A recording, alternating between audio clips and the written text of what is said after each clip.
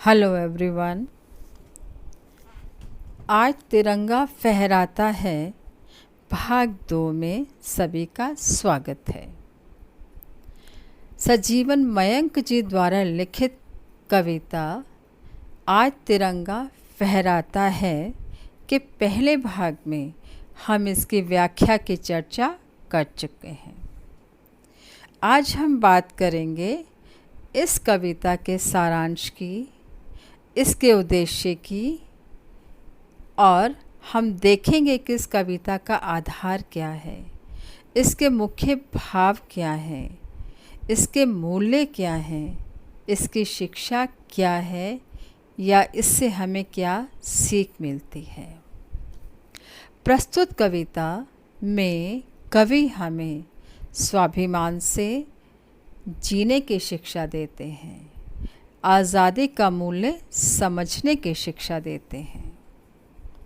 कवि हमें आज़ादी का परिचय देते हैं, आज़ादी के विषय में बताते हैं जो हमें बहुत ही कठिनाई से प्राप्त हुई।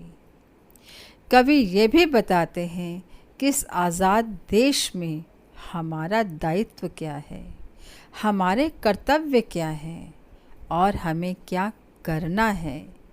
आज समय की मांग क्या है, हम सब ने क्या करना है और किस तरह से आगे बढ़ना है। कवि कहते हैं कि हमने अपने इतिहास में आज़ादी के लंबे संघर्ष के विषय में पढ़ा है, बलिदानों और आहुतियों के विषय में पढ़ा है। सपने सत्य नहीं होते, सपने सत्य नहीं होते, सपना सत्य हुआ हमारा। सपने सत्य नहीं होते, सपना सत्य हुआ हमारा।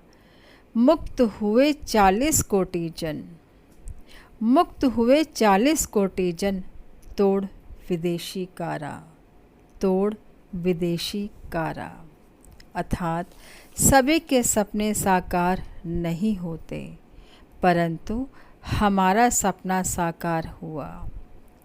15 अगस्त 1947 को हम विदेशी कारा अर्थात अंग्रेज़ों के चंगुल से आज़ाद हुए।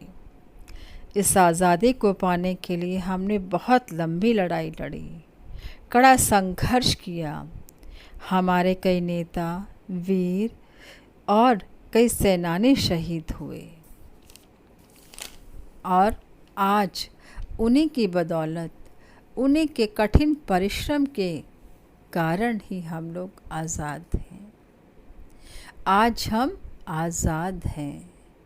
बहुत सुंदर भाव है ये। कवि कहते हैं कि आज ज़रूरत है इस आज़ादी रूपी तिरंगे के सम्मान करने की, इसकी रक्षा करने की। कवि कहते हैं कि हम अहिंसात्मक प्रवृत्ति के हैं, जिसकी शिक्षा हमें राष्ट्रपिता महात्मा गांधी से मिली। अतः हमें चाहिए कि हम हिंसा के आगे सिर ना झुकाएं। शांति के पुजारी होने के नाते हम यही संदेश, यही शिक्षा पूरे विश्व को देते हैं, क्योंकि हम ये मानते हैं कि पूरी वसुधा ही हमारा परिवार है, अर्थात वसुधैव कुटुंबकम। आज हमें एक ऐसे भारत का निर्माण करना है जिसका सपना हमारे वीरों, शहीदों और नेताओं ने देखा था, और अपने इस देश को एक ऐसी पहचान देनी है जो समूचे विश्व में एक चमकते सितारे के रूप में रोशन हो। इसे हमने सोने की चिड़िया बनाना है, क्योंकि सारे जहां से अच्छा हिंदुस्तान हमारा। अतः आज तिरंगा फहराता है एक सुंदर, भावपूर्ण एवं मूल्यपर कविता के माध्यम से कवि हमें बहुत कुछ सोचने पर विवश कर देते हैं। वे कहते हैं कि हम सबको अपने देश की ओर देखना है, आज़ादी के मूल्य को समझना है, तिरंगे के सम्मान को समझना है और अपने देश को सुंदर से सुंदरतम बनाना है। यह वही देश होगा जिसका सपना हमारे नेताओं ने और हमारे वीर शहीदों ने देखा था।